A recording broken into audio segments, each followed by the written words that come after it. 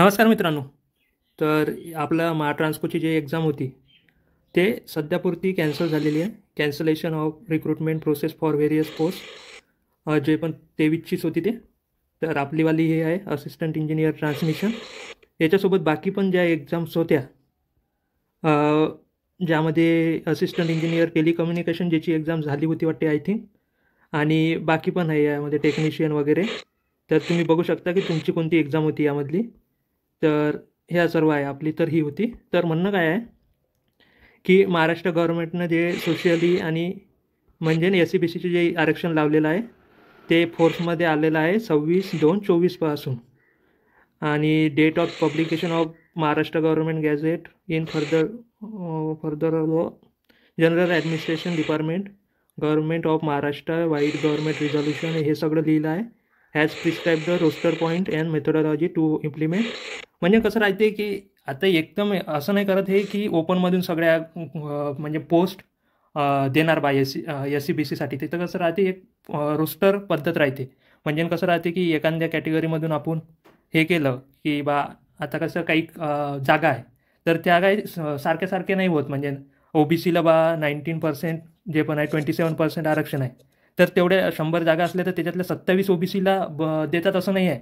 ते डिपेंड कसं करते की आधीच्या रिक्रुटमेंटमध्ये OBCचे जर जास्त घेतले असेल तर मग इथे 27% नाही घेत, इथे कमी घेतात त्याच्यावर. तर तो इथे प्रकार चालू आहे की त्यांना आता समजून नाही आलं की यावाले जे सोशल रिझर्वेशन SC-BCचं रिझर्वेशन आहे याला द्यावं तर द्यावं कसं. तर त्यांचं म्हणणं आहे की the selection process for the above advertise post were at various stages. However, selection process has not been completed. Therefore, to implement SC-BC reservation, it requires to recalculate the reservation position according to re-advertisement required to be issued. म्हणजे यांचं म्हणणं आहे की हे आरक्षण लावासाठी double आम्हाला पुन्हाच करावं लागेल पूर्ण process. So therefore the recruitment process for the post against ह्या सर्व ज्या वरच्या आहे त्या कॅन्सल झालेल्या आहे. After recalculation of reservation position a fresh advertisement will be publish. म्हणजे कंपनी पुन्हा देणार बा. हे 14/6/7 आहे जेव्हा हा व्हिडिओ बनवत आहे.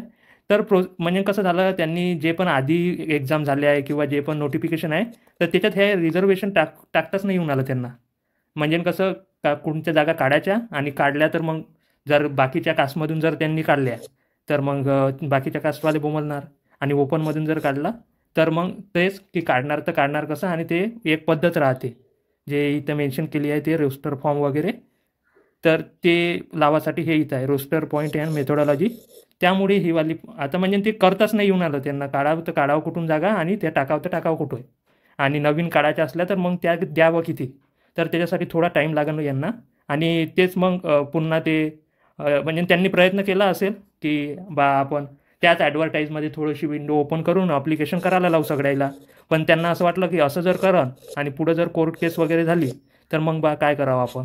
तर त्यामुळेच स्वतःच त्यांनी मागं घेऊन घेतलं. त्याला माहीत आहे की मग पुन्हा हे म्हणजे त्यांनाच ते वाले प्रोसेसमध्ये पुन्हा अटकून जात होते ते.